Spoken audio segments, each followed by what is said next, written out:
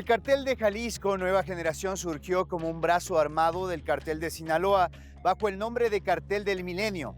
Tras la detención del principal líder ocurrieron una serie de fracturas internas que dividieron al cartel en dos facciones, la Resistencia y los Torcidos. Ambos grupos se enfrentaron por el control del tráfico de drogas en Jalisco y los Torcidos se convirtieron en lo que ahora se conoce como la CJNG. Hoy en día es una de las organizaciones más poderosas y temidas del país. El cartel de Jalisco Nueva Generación, por allá en el año 2007, surge como un brazo armado de ese cartel de Sinaloa para ejecutar aquellas operaciones de violencia que necesitaban hacer, los cobros, la protección de las mercancías y demás. Pero adquiere una verdadera relevancia por allá en el año 2010, 2011, donde van asociándose con el cartel de Tijuana para lograr establecer un control sobre el área de Tijuana y restablecer el comercio o el tráfico de drogas hacia los Estados Unidos por la vía de Tijuana. Entonces, ellos van adquiriendo a través de una asociación criminal más poder y finalmente, de hecho, fundan el cartel de Tijuana Nueva Generación, que viene siendo como una célula o una forma en la cual trabajan asociados con el cartel de Tijuana Nueva Generación. Y esta primera forma en la que ellos nacen es a través de algo que se va a denominar los matacetas. Es decir, buscan inicialmente destruir o acabar con el cartel de los Zetas, que era una organización que se enfrentaba a Sinaloa, y este grupo de gente al interior de Sinaloa se convierte en el brazo armado y enfrenta a los Zetas, ¿no? Y particularmente casi los liquida, ¿no? Entonces, esa es la configuración. Aparte de ello, se vinculan otros, particularmente el cartel de Tijuana y otros más pequeños, y van conformando esta organización nueva bajo el liderazgo de este señor, el Mencho.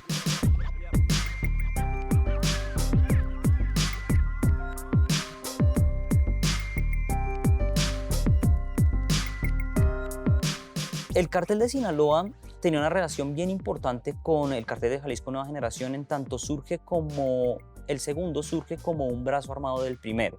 En 2010, cuando se da el abatimiento de alias Nacho, se produce una ruptura bien importante de ese cartel y empieza el desmembramiento o empieza a desligarse el cartel de Jalisco Nueva Generación del cartel de Sinaloa, pero en principio eran una alianza fuerte a través de la cual el Chapo Guzmán le generaba una serie de órdenes para que el cartel de Jalisco Nueva Generación efectuara esas órdenes que eran efectivamente recobrar los territorios, específicamente aquellos que eran dominados por los Zetas. Por eso en ese entonces no se conocía como cartel de Jalisco Nueva Generación, sino como los Matazetas, porque eran una asociación que venía del cartel de Sinaloa específicamente dedicada a como el brazo armado, a buscar esa protección de lo que le mandaba hacer el cartel de Sinaloa. Cuando alguien ya dentro de una organización comienza a organizar su propio brazo armado, eso ya es una tendencia a la decisión, y efectivamente comienzan a disputar con los viejos cuadros militares, incluso del cartel de Sinaloa, el control de territorio, el control de rutas y sobre todo la zona fronteriza con Estados Unidos, que es clave para el negocio del narcotráfico y también para el tráfico de personas, ¿no? En particular tráfico de migrantes, para el tráfico de armas. Entonces hay una guerra, o sea, de haber sido parte, terminan enfrentados en una guerra por el control territorial, pero sobre todo en la zona fronteriza con los Estados Unidos. Su principal líder y fundador es Nemesio Oseguera Cervantes, alias El Mencho, nacido en el municipio de Aguililla, en el estado de Michoacán, México. Oseguera se ha convertido en uno de los narcotraficantes más buscados, tanto en el país como en los Estados Unidos. Se hizo conocido por su papel en la expansión y consolidación del cartel de Jalisco Nueva Generación, que ha aumentado su poder e influencia en el tráfico de drogas y en el crimen organizado en todo México. El principal líder es alias Mencho. Alias Mencho es familiar de Abigail González Valencia. Los hermanos González Valencia, que son 12, son los integrantes de lo que se denomina hoy en día el cartel de los Queenies. Este cartel es bien importante, el cartel de los Queenies, que es un reducto de lo que queda o surge de ese cartel del milenio. El cartel del Milenio era un cartel que había nacido de la mano del cartel de Jalisco y del cartel de Sinaloa, y lo que buscaban era precisamente establecerse como un grupo criminal, pero a medida que va perdiendo influencia surge este cartel de los Queenies, que a diferencia de los otros carteles no se disputan el poder por violencia, por armas o superioridad, sino en cuestiones económicas. Y ese cartel de los Queenies se asocia con el cartel Jalisco Nueva Generación para establecer una financiación. Esta asociación que generan con el cartel de Jalisco de Nueva Generación es lo que permite que vaya creciendo en poder y vaya adquiriendo armas, vaya adentrándose en el comercio también de estupefacientes y demás. Entonces, esa es la importancia fundamental que tiene Mencho, que actualmente es la cabeza principal de ese cartel de Jalisco Nueva Generación, que se encuentra desaparecido. Sabemos que está vivo, pero está desaparecido. Las autoridades no han podido dar con él. El Mencho es un tipo muy violento, demasiado violento. Esos videos donde ellos salen con tanquetas hechizas, gente totalmente uniformada, con chalecos, eso es el Mencho. Fue uno de los artífices de llevar a lo máximo la militarización del negocio del narcotráfico en México. El cartel de Jalisco Nueva Generación se volvió una de las organizaciones criminales más poderosas de la región. Poco tiempo después de su surgimiento, la tasa de homicidios, las desapariciones forzadas y el descubrimiento de fosas clandestinas aumentaron considerablemente en Jalisco. El grupo criminal tuvo como misión inicial combatir a la organización de narcotraficantes de los Zetas en Veracruz, bajo el nombre de los Matazetas, lo que desató una ola de violencia y muertes en la ciudad. También se los vincula con el asesinato de policías, ataques contra funcionarios públicos y demás. El cartel Jalisco Nueva Generación logra volverse hegemónico en México y desplazar a otras organizaciones, entre ellas una de sus principales rivales, que era el cartel de Sinaloa, primero por dos antecedentes claves. La una tiene que ver con un acuerdo que firma la propia DEA con el cartel de Sinaloa a principios de los años 2000. La DEA, o sea, la agencia de los Estados Unidos, hace un acuerdo con el cartel de Sinaloa para que a cambio de que le dé información sobre sus organizaciones rivales, le toleren que haga su negocio. Así se convierte el cartel de Sinaloa entre el 2005 y el 2015 prácticamente en el mayor organización de narcotráfico del mundo, con presencia en cerca de 75 países. Cuando tú ves que va creciendo una estructura así, repito, es porque alguien les está protegiendo. En ese proceso de protección se da la captura del Chapo Guzmán, la fuga 2 o 3 veces, la recaptura y finalmente el enjuiciamiento y el encarcelamiento en Estados Unidos del Chapo Guzmán. Lo que significa que se fractura el cartel de Sinaloa. Entonces, si es que el cartel Jalisco Nueva Generación logra captar ciertos espacios territoriales, logra tener mayor influencia y pesos en estados como Tijuana, por ejemplo, donde ahora está posicionado, es precisamente por la fractura, por la división que sufre el cartel de Sinaloa, pero no es porque desaparece el cartel de Sinaloa, sino que se reproducen de otra manera. El cartel Jalisco Nueva Generación, que ahora está muy bien posicionado en la narconarrativa que manejan los estados, se está mostrando como el gran enemigo a vencer. Cuando uno observa que le ponen el ojo en un cartel, es porque evidentemente están protegiendo, están facilitando este negocio por parte de otros actores. Tiene un grupo armado muy violento, muy agresivo, que descuartiza, cuelga a sus víctimas. Tienen una fuerza, vamos a decir, de paramilitar muy importante, tanto de armas de guerra, ¿no? Tienen camionetas blindadas artesanalmente y que hacen bloqueos de carreteras y controlan territorios extensos. La forma que como controlan estos grandes cárteles, en particular Jalisco Nueva Generación, esta estructura a través de ejercer el miedo, la violencia, a través de estos, que son inclusive videos grabados, ¿no? Y inclusive dentro de las cárceles hemos visto las grandes masacres, porque justamente tratan primero de lograr el dominio de los sectores y también de alguna manera ejercer o influir en el miedo para evitar cualquier situación que vaya en contra de esta organización, de este cartel Jalisco Nueva Generación, que es mucho más violento que el cartel de Sinaloa. Cuando el cartel de Jalisco Nueva Generación llega a poblar lugares que estaban cubiertos por otros grupos delincuenciales como eran los Zetas, como era el cartel de Sinaloa, lo hacen de una manera muy violenta. Y la manera en la que ellos lo hacen es a través de los narcobloqueos, que son la imposibilidad de la movilización, de la llegada de alimentos, de la llegada de mercaderías a esos lugares que tienen influencia.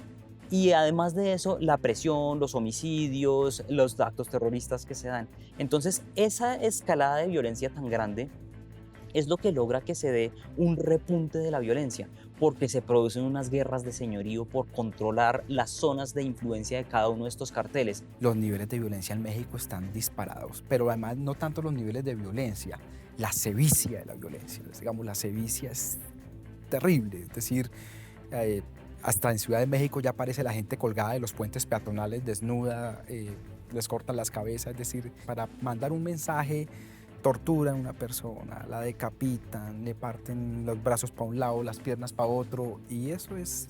Entonces hay un aumento muy duro de la violencia, pero más en la sevicia, es terrible en México. México vive un escenario de guerra interna, de un conflicto armado. Es decir, la violencia mexicana está relacionada con economías ilícitas, sin duda.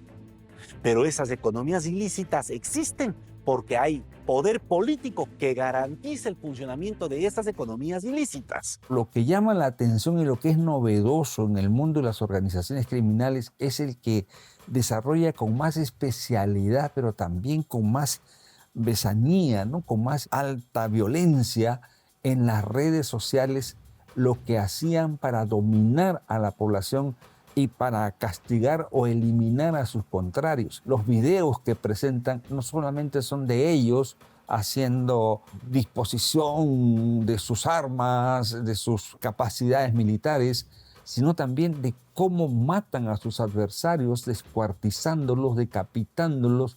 Incluso llama la atención que el gobierno americano en algún momento los considera casi similares al ISIS, al ejército islamista.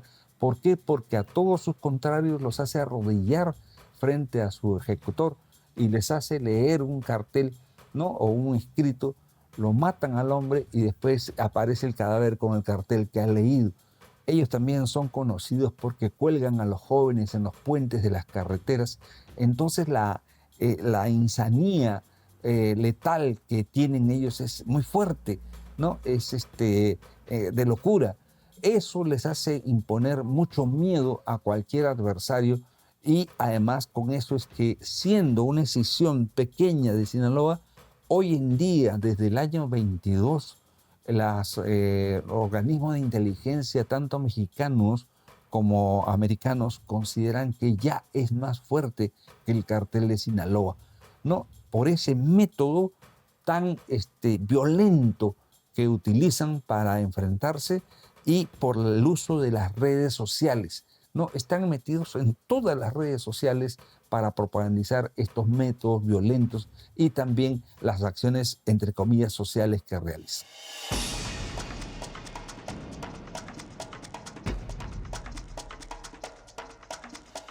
La forma de operar, ese modus operandi que ellos tienen es variadísimo. No solamente las personas creen que están dedicados solamente al comercio de estupefacientes y no es así. En principio lo que hacen es asegurar la producción, transportar y demás la cocaína, el negocio del narcotráfico a través de cocaína y heroína. Tienen una red amplísima que va desde la compra del producto en Colombia y su transporte e ingreso a Estados Unidos, Canadá, Japón, Australia e incluso Europa. Ellos tienen control de todo, están metidos en el tema de la trata de personas, la migración ilegal, drogas, no solo cocaína o amapola o heroína, sino sintéticas. El mercado de la metanfetamina es muy grande. Uno de los modos operandi justamente para la utilización de las narcoavionetas de Jalisco Nueva Generación es el empleo de las lanchas rápidas y también el reclutamiento de los barcos pesqueros. Normalmente como fachada ellos utilizan o les reclutan a estos, inclusive hasta por la fuerza, a estos barcos pesqueros para trasladar la droga hacia las lanchas rápidas, hacia mar adentro y que esos vayan hacia Centroamérica o México. El modus operandi de ellos es amplísimo, tienen una presencia a nivel supranacional, es fortísimo, tienen unas asociaciones criminales bastante fuertes y operan con real competencia. El negocio del narcotráfico no es que a escala Latinoamérica, a escala mundial. Recordemos que gracias a esa asociación con los Quini, se considera que el Cártel de Jalisco Nueva Generación es una de las entidades criminales con mayor poder económico del planeta. Tienen redes en muchos países. Obviamente el Cártel de Jalisco, México no es un gran productor de hoja de coca, ¿no? No es un gran productor de cocaína. Lo es Colombia, lo es Perú, lo es Bolivia. Entonces ellos tienen un tejido territorial, ¿no? Tienen gente, bueno, se estima que anteriormente algunos cárteles podían tener decenas de miles de gente involucrada, directa o indirectamente.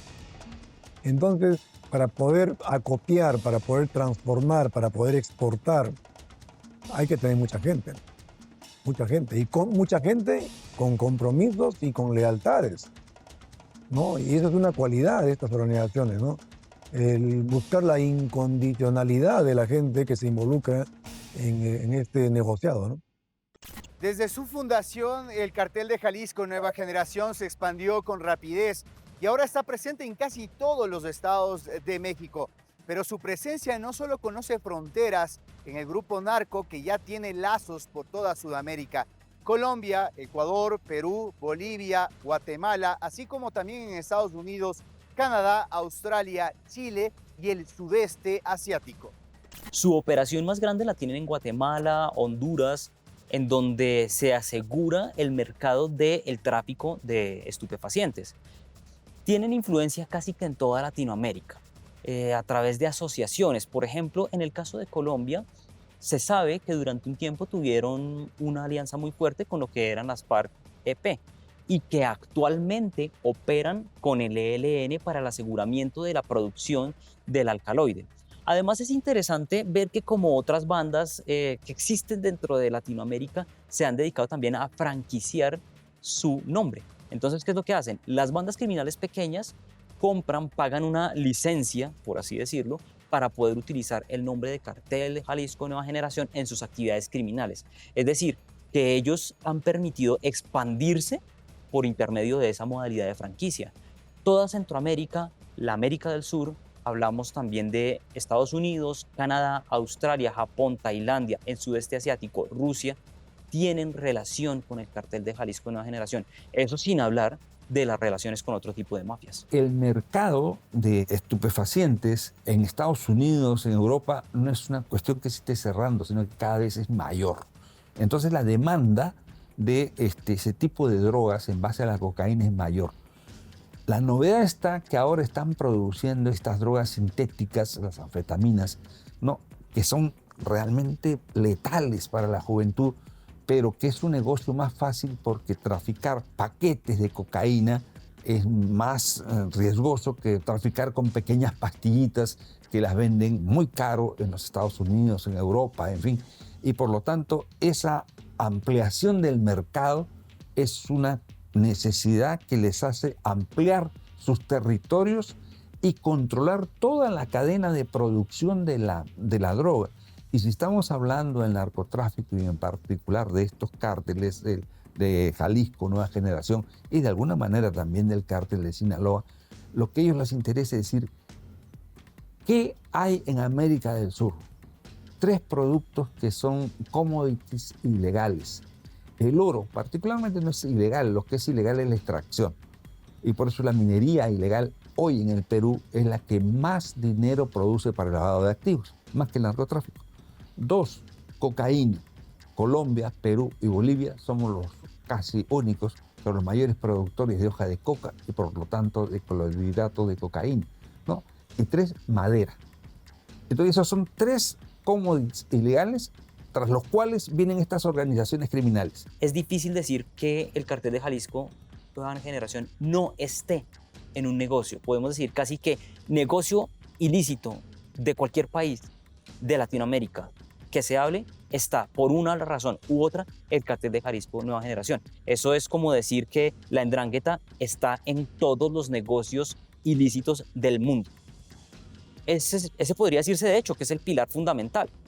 Está la Ndrangheta y vienen todos sus pilares, y entre ellos el Cártel de Jalisco Nueva Generación, que ya se está posicionando como una familia, por así decirlo, de un nivel tan alto casi como esa mafia a nivel mundial. A finales del 2020 aparece el Cártel Jalisco Nueva Generación, a raíz del asesinato de Jorge Luis Zambrano alias Dasquiña en la ciudad de Manta. Es importante señalar que luego de la pandemia, prácticamente la gran cantidad de cocaína estaba almacenada en Colombia. Entonces aquí en el Ecuador prácticamente trabajaba o tenía su vigencia el Cártel de Sinaloa. En cambio, en el otro cártel que también es rival del Cártel de Sinaloa, Jalisco Nueva Generación, al analizar cómo él tratar de sacar la droga de Colombia hacia el mercado norteamericano, México o Europa, se topa con que el Cártel de Sinaloa manejaba con la organización terrorista Los Choneros y no permitía de alguna manera el ingreso de Jalisco Nueva Generación al mercado o a utilizar las rutas del narcotráfico en el país. Es así que, de alguna manera, como estrategia, es la eliminación de Jorge Luis Zambrano y el 28 de diciembre cae asesinado con un sicario. Esto trae como consecuencia que en ese tiempo la mega banda Los Choneros, que eran constituidos por los tiguerones, los lobos, los lagartos, chonequines, prácticamente se disgreguen, se desvinculen, se separen. Ahí es cuando aprovecha este Cártel Jalisco Nueva Generación para captar estas estructuras criminales que inclusive los lobos, los chonequines y los tiguerones formaron una alianza que se denominó Nueva Generación. No tuvo mucho tiempo de vigencia, pero prácticamente Jalisco Nueva Generación trabaja con ellos. Y comienza la rivalidad entre la banda de los choneros con las estructuras criminales que quedaron y este nuevo grupo, Nueva Generación, que estaba constituido, como le indiqué, por los lobos, los tiguerones y los chonequines.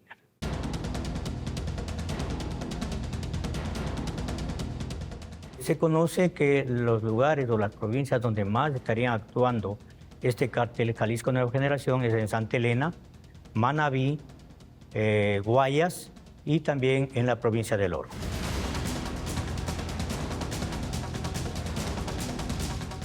El cártel Jalisco Nueva Generación trabaja con las organizaciones colombianas, el Grupo Guerrillas Unidas del Pacífico, el Ejército de la Liberación Nacional y también el Frente 1 Carolina Ramírez. Estos tienen su campo de acción justamente en lo que es el Putumayo y el departamento de Pasto, Nariño. Básicamente, las estructuras criminales que trabajan con Jalisco Nueva Generación, en este caso son los lobos, se trasladan hasta el límite político internacional, contactan con estos disidentes de las FARC, que son estas organizaciones, traen la droga y les trasladan por vía terrestre hacia los centros de acopio.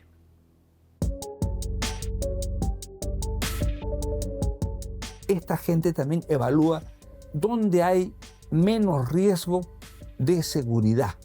Es decir, qué estado está golpeando más al narcotráfico, a la minería o a la tal ilegal. Y evalúan y dicen, mire, Perú, como en este caso, viene en una crisis institucional de años, ¿no? La policía está totalmente manoseada. El Estado no sabe qué hacer con la delincuencia común y no sabe qué hacer con las economías criminales.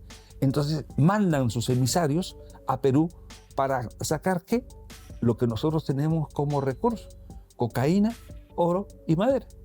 Entonces la sacan a través del método de franquicias, en el sentido de que no vienen ellos como un montón de mexicanos, ¿no? Sino, no, como eran antes los colombianos, que venían los colombianos, no, ellos ya no, mandan a un emisario, toman contacto, firman un pacto y le dicen, si fallas te mato, listo. Entonces al tiempo vuelve, sacan cuentas y si falló algo, lo matan, ¿no? Y si no, bueno, amplían las alianzas, van ampliando las alianzas y se van extendiendo.